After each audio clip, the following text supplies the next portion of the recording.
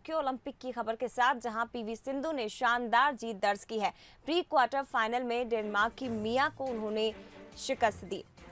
तो Tokyo Olympic से ये खबर इस वक्त की मिल रही है, जहां 21-15, 21-13 से सिंधु ने जीत दर्ज की है और मिया को हराकर इस जीत के साथ सिंधु क्वार्टर फाइनल में पहुंच गई हैं।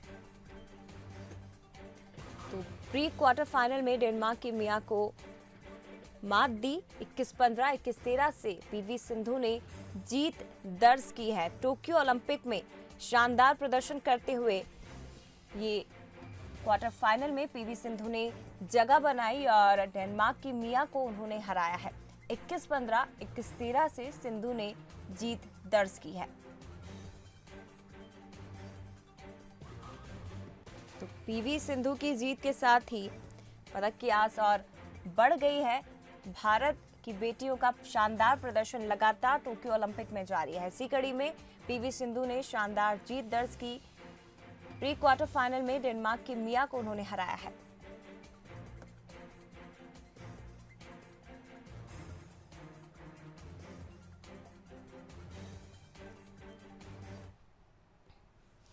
चलिए अब रायपुर से खबर, जहां कोरोना का ग्राफ कम हुआ है। महज 164 नए पॉजिटिव मरीज मिले हैं।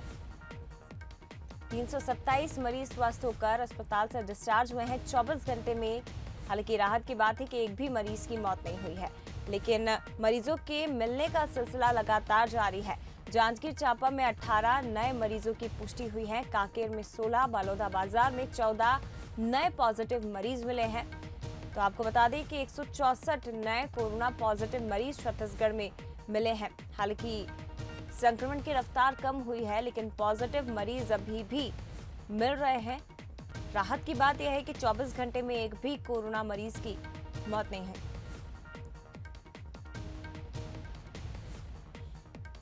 तो आपको बता दें कि 24 घंटे में एक मरीज की मौत हुई है। तो आपको बता दें कि रायपुर में कोरोना का ग्राफ छत्तीसगढ़ में कम हुआ है। 164 नए कोरोना पॉजिटिव मरीज मिले हैं। हालांकि एक मरीज की कोविड से मौत हुई है। 24 घंटे में एक कोविड मरीज की मौत हुई है। वहीं दूसरी तरफ आंकड़ों में कमी आई है, लेकिन 164 नए पॉजिटिव मरीजों की छत्तीसगढ़ में पुष्टि हुई है।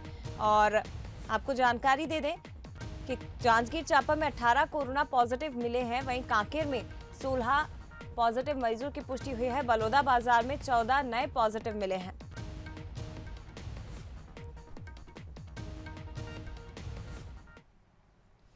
और उधर कांकेर जिले में भी कोरोना का कहर जारी है। आमाबेड़ा के बीएसएफ कैंप में 7 जवान संक्रमित हुए हैं।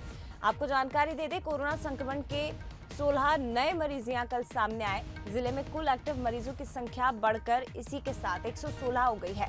जिला स्वास्थ्य विभाग ने मेडिकल बुलेटिन जारी किया और उसके जरिए ये जानकारी दी गई। तो कांकेर जिले में कोरोना का कहर जारी है। आमाबेड़ा के बीएसएफ कैंप में 7 जवानों के संक्रमण की पुष्टि हुई है। कल कोरोना संक्रमण के 16 नए मरीज यहां पर सामने आए थे और इसी के साथ एक्टिव मरीजों की संख्या बढ़कर 116 हो गई। जिला स्वास्थ्य विभाग ने ये जानकारी दी है।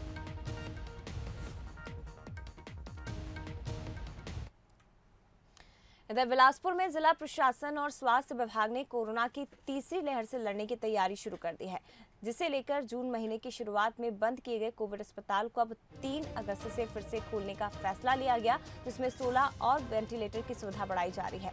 अब इस 100 बेड वाले कोविड हॉस्पिटल में 26 वेंटिलेटर उपलब्ध होंगे। फिलहाल इस अस्पताल में अब तक 10 वेंटिलेटर की सुविधा थी, लेकिन तीसरी लहर की आशंका के चलते यहाँ 16 और वेंटिलेटर को बढ़ाया जा रहा है।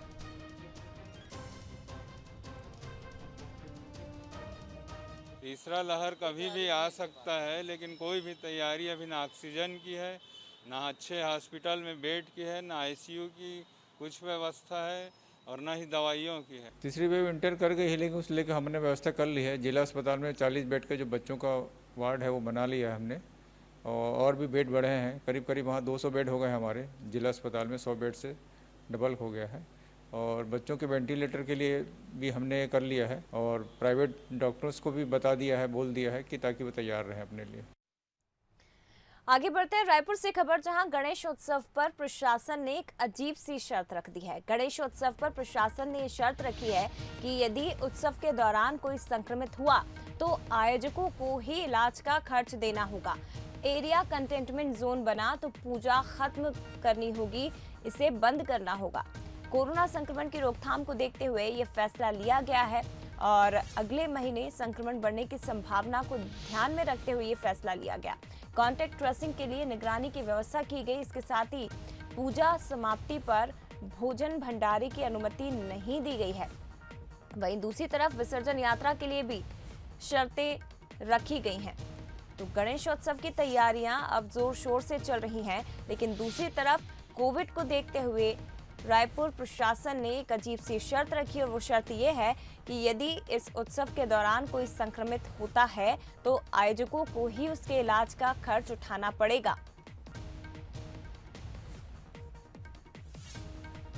तो एरिया कंटेनमेंट जोन यदि बनता है तो पूजा खत्म करनी होगी, इसे बंद करना होगा।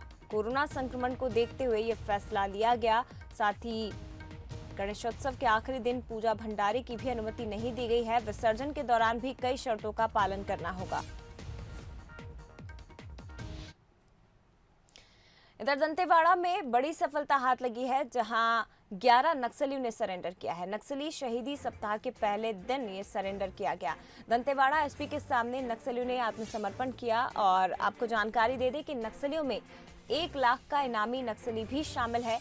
लोन वर्राटू अभियान के तहत आत्मसमर्पण किया गया और अब तक 103 इनामी नक्सली इस अभियान के तहत सरेंडर कर चुके हैं।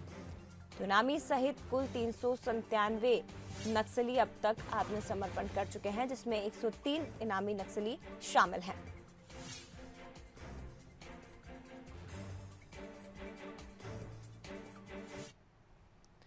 खबर नारायणपुर से, जहां आदिवासी राशन और बीमारी से इलाज के लिए उफनती नदी में जान जोखिम में डालकर इस नदी को पार करने को मजबूर हैं। राजपुर इलाके की माडिन नदी पर पुल न बनाए जाने से 8 से 10 गांव बारिश के दिनों में जिला और ब्लॉक मुख्यालय से कट जाते हैं। आवागमन का कोई दूसरा विकल्प न होने के कारण इन गांव के ग्रामीण बहती नदी पर जान जोखिम में डालकर इसे पार करने को मजबूर हैं।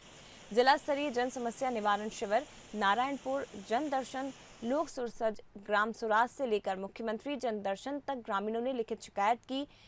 नदी पर पुल बनाने की गुहार भी लगाई, लेकिन आज तक समस्या का समाधान नहीं हुआ है। नंदी लेक थे हमारे गांव में पूरा परेशान होता है, पंचायत में आया जाए बर और कोई बीमार उमार होता है तो इधर खत्म होता है, लेके नहीं सकते लोग नंदी में नीलो भी तो लोग मन के थोड़े बहुत सहयोग राशि मिल ली, लेकिन का है हर साल असने नहीं से, लेकिन हम पुलिया वगैरह जो हमारे मांग करें उन पुलिया चुनाव में शासन बिल्कुल ही ध्यान नहीं दे।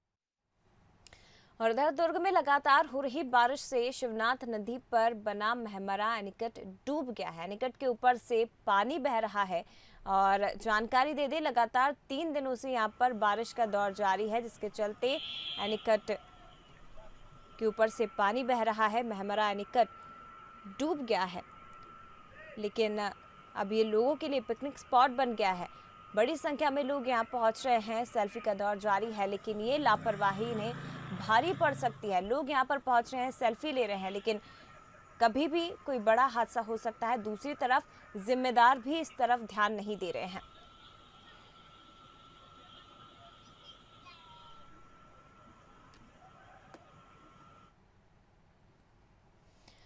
लोरमी इलाके में 2 दिन से भारी बारिश का दौर जारी है। लगातार 16 घंटे से भी ज्यादा समय से बारिश होने पर वार्ड नंबर 2 की हरी बिहार कॉलोनी में पानी भर गया, जिससे रात भर लोगों को परेशानियों का सामना करना पड़ा। दरअसल कॉलोनी में लाखों रुपए खर्च करके नालियां बनाई गई, लेकिन इन नालियों की निकासी की व्यवस्था नहीं की गई। वहीं रहवासियों ने कई बार नगर पंचायत प्रशासन से गुहार भी लगाई, बावजूद इसके हालात जस के तस हैं। का पानी जो है पूरा घर अंदर भर गया है और पार्षद को फ़ोन किए, अध्यक्ष को फ़ोन किए, नगर पंचायत सीएमओ को फ़ोन किए, कोई यहाँ देखने नहीं आया है और पूरा रात भर हम पानी निकाले हैं, जागरण किए हैं। तो सावन की बारिश में बिलासपुर जिले का सबसे बड़ा बांध संजय गांधी जलाशय खूटा घाट बांध भी लबालब हो गया है। बांध के भरने की खुशी 250 गांव के सैकड़ों किसानों के चेहरे पर साफ देखी जा सकती है। खरीफ की चिंता तो खत्म हुई, आगे भी बारिश होती रही तो किसानों को रबी की फसलों के लिए भी पर्याप्त पानी मिल सकेगा। खूटा घाट बांध से बिलासपुर जिले की सीपत मस्तूरी विधानसभा क्षेत्रों की 250 से ज्यादा गांव के सैकड़ों किसानों को सिंचाई के लिए पानी मिलता है। खूटा घाट बांध में जमा पानी से ही इस इलाके की खेती निर्भर है।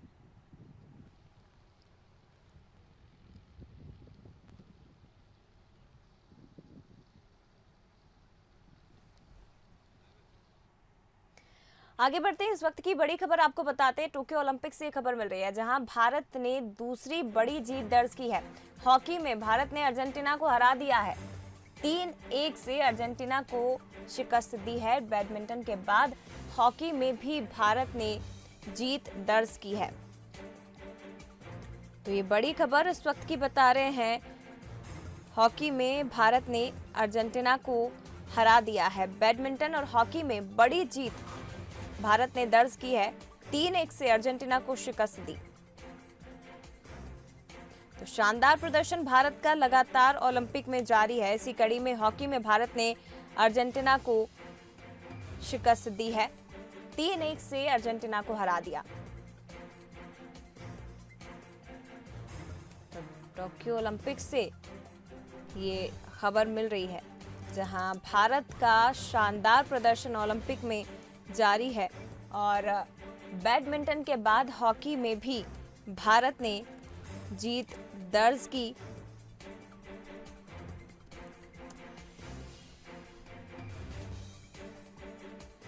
तीन 1 से अर्जेंटीना को मात दी है।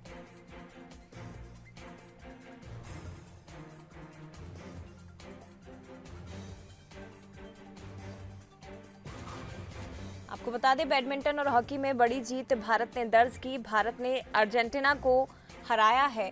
हॉकी में लगातार शानदार प्रदर्शन भारत का जारी है। इसी कड़ी में अर्जेंटीना को 3-1 से भारत ने मात दी है। बैडमिंटन के बाद हॉकी में भी भारत ने जीत दर्ज की। 3-1 से अर्जेंटीना को शिकस्त दी है, जीत दर्ज की है।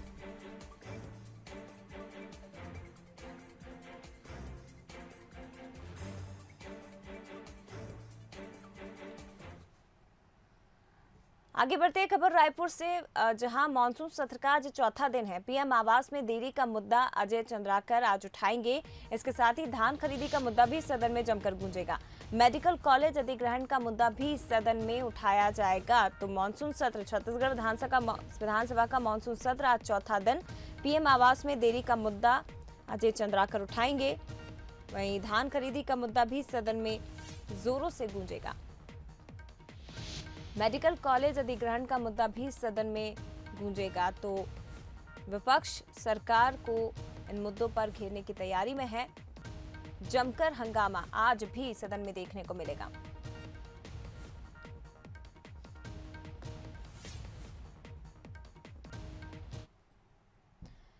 इधर विज्ञापन खर्च पर सीएम और पूर्व सीएम भिड़ गए। रमन का ट्वीट, विज्ञापन जीवी सरकार, 65 करोड़ तो आपके चेहरे को चमकाने के विज्ञापन का भुगतान था।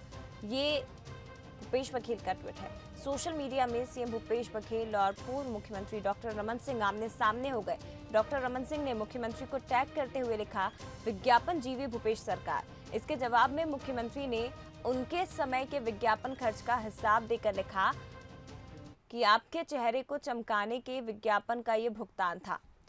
तो देखिए, छत्तीसगढ़ में अब ट्विटर वॉर शुरू हो गया है। मुख्यमंत्री और पूर्व मुख्यमंत्री सोशल मीडिया के जरिए आमने सामने हो गए हैं और विज्ञापन को लेकर, विज्ञापन खर्च को लेकर पूर्व मुख्यमंत्री रमन सिंह और मुख्यमंत्री भूपेश बघेल अब आपस में भिड़ गए हैं।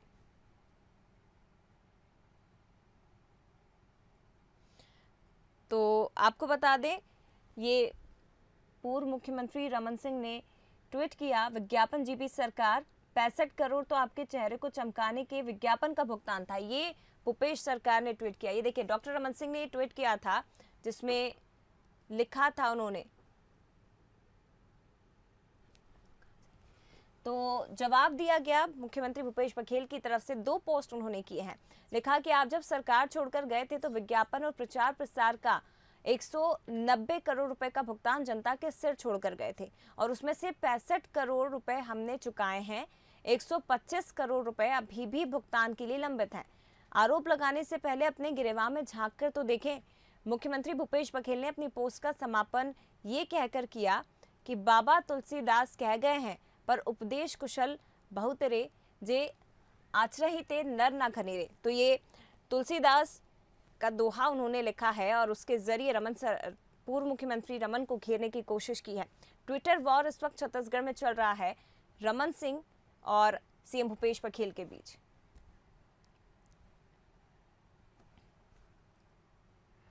कहते हैं राजनीति में संघर्ष ही एक कार्यकर्ता को जननेता बनाता है। प्रदेश की राजनीति में संघर्ष का एक ऐसा ही नाम है अटल श्रीवास्तव, जिनके संघर्ष और पार्टी के प्रति निष्ठा कर्तव्य ने उन्हें आज भूपेश सरकार का एक महत्वपूर्ण हिस्सा बना दिया है। बतौर अध्यक्ष अटल श्रीवास्तव को छत्तीसगढ़ पर्यटन मंडल की महत्वपूर्ण जिम्मेदारी सौंपी गई है।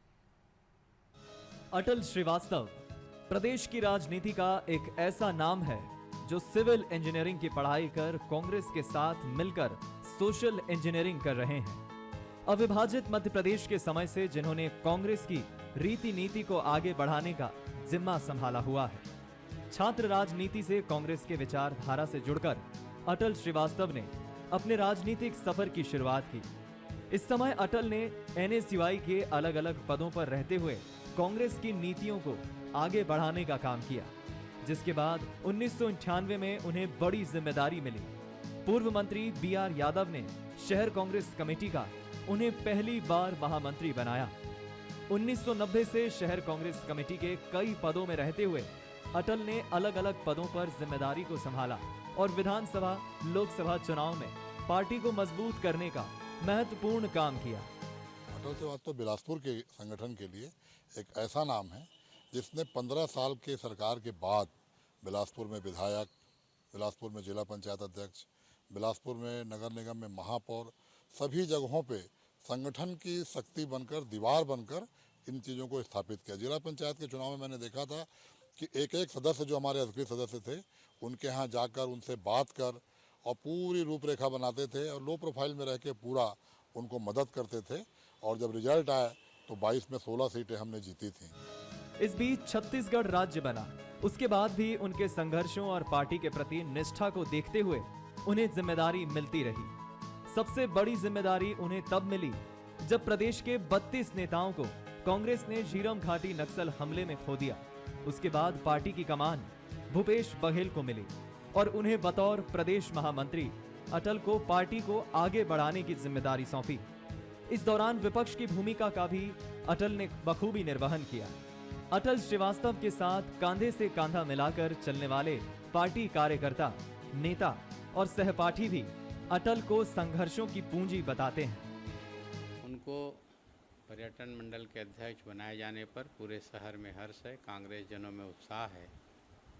तो उनका रुचि शुरू से ही संस्कृति के क्षेत्र में, कला के क्षेत्र में, पर्यटन के क्षेत्र में लगातार उनका रुचि रहा और एक शिल्पीकार के रूप में बिलासपुर में वो काम करते रहे। उनको पर्यटन मंडल के अध्यक्ष बनाए जाने पर मुझे ऐसा लगता है कि आने वाले 2.5 साल में छत्तीसगढ़ में जितने भी पर्यटन स्थल है उन स्थलों पर पर्यटन के दृष्टि से अच्छा कार्य होगा। अटल श्रीवास्तव नई जिम्मेदारी को लेकर फिर एक बार अपने काम में लग गए हैं। उनका कहना है छत्तीसगढ़ में पर्यटन को लेकर असीमित संभावनाएं हैं। छत्तीसगढ़ 7 राज्यों से घिरा हुआ राज्य है। छत्तीसगढ़ में 35% वनांचल क्षेत्र है। ऐसे में पर्यटन की इन संभावनाओं को देखते हुए सूबे के मुखिया ने उन्हें जो जिम्मेदारी दी है उसे बखूबी निभाएंगे। प्रकृति ने बहुत ही अनुपम उपहार दिया है। हमारे यहाँ लगभग 35% से ज़्यादा वनांचल क्षेत्र है। हमारे पास नदियाँ हैं, हमारे पास ऐतिहासिक धरोहर है, हमारे पास संस्कृति है। इन सबको जोड़कर ही पर्यटन को आगे बढ़ाने का काम किया जाएगा। और जितने भी छोटे राज्य हैं वहाँ पर्यटन हमेशा बहुत अच्छे से किया जाता है, चाहे केरल हो, उत्तरांचल हो, हिमाचल हो, वैसे ही छत्तीसगढ़ है जहाँ पर बहुत असीम संभावनाएं हैं कि पर्यटन के क्षेत्र में हम बहुत काम किया जा सकता है, तो उसी क्षेत्र में काम किया जाएगा। बहरहाल अटल श्रीवास्तव प्रदेश में कांग्रेस के ऐसे चेहरे हैं जिन्होंने हर जिम्मेदारी, हर मोर्चे पर संगठन और सरकार को मजबूती देने का काम किया है, जिसका नतीजा है कि आज भूपेश सरकार ने उन्हें छत्तीसगढ़ पर्यटन बोर्ड का अध्यक्ष बनाकर प्रदेश को संवारने और भारत के पर्यटन पटल पर छत्तीसगढ़ को लाने का अहम जिम्मा सौंपा है। उमेश मौर्य, बंसल न्यूज, बिलासपुर। आगे बढ़ते खबर दुर्ग से, जहां निलंबित आईपीएस एडीजी जीपी सिंह के खिलाफ एफआईआर दर्ज की गई है। आरोप है कि जीपी सिंह ने एक व्यापारी का केस कमजोर करने के एवज में 20 लाख रुपए लिए थे। साल 2016 के रिश्वत मामले में एफआईआर दर्ज की गई। सूर्य विहार भिलाई निवासी रोड कॉन्ट्रैक्टर की शिकायत पर जांच के बाद स्मृति नगर पुलिस चौकी में प्राथमिकी दर्ज कर सुपेला थाना भेजी गई है, जिसके बाद निलंबित जीपी सिंह और उनके सहयोगियों पर पुलिस ने केस दर्ज किया है।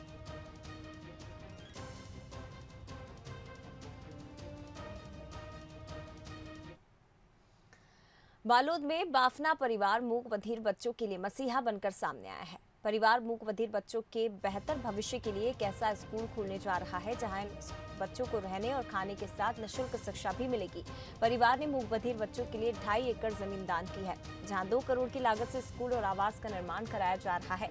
आने वाले सत्र तक भवन निर्माण का कार्य पूरा हो जाएगा, कक्षाएं भी शुरू हो जाएंगी। बाफना परिवार के पूर्वज भी बालोद में ही रहे हैं। ये परिवार मानता है कि जिस मिट्टी में उनके माता पिता और पूर्वज दफन हुए हैं उसका कर्ज अदा करना है, जिसके चलते मूक बधिर बच्चों के जीवन को संवारने का इस परिवार ने फैसला लिया और जिसकी हर कोई सराहना कर रहा है।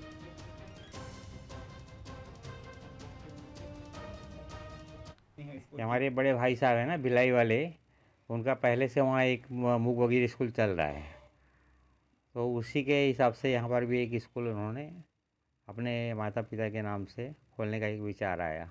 तो उनके मन में ये था कि पूरा परिवार बाफना हमारा बालोद में है, तो यहाँ पे एक ज़मीन खरीद के मूक बधिर बच्चों के लिए एक मंदिर और प्लस वहाँ पर स्कूल, उनका हॉस्टल।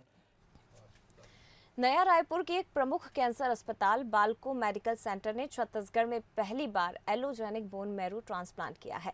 डॉक्टर दिव्येंदु ने बताया कि एक युवक को ब्लड कैंसर था, जिसका एलोजेनिक बोन मैरो ट्रांसप्लांट किया जाना था। युवक को ट्रांसप्लांट से ठीक 1 हफ्ते पहले गंभीर सेप्सिस हो गया था, जिससे उनकी परेशानी और बढ़ गई थी, लेकिन टीम आगे बढ़ी और सफल एलोजेनिक ट्रांसप्लांट किया।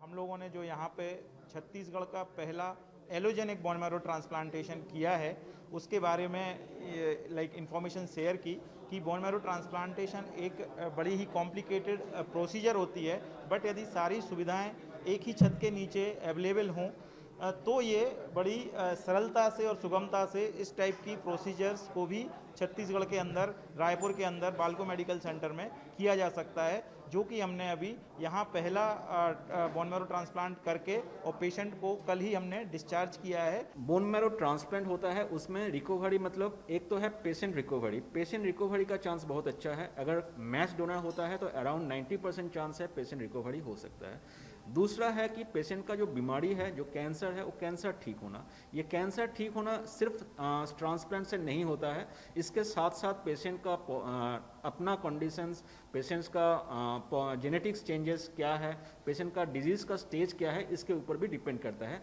और इसमें हमें 3 to 6 months टाइम लगता है डिसाइड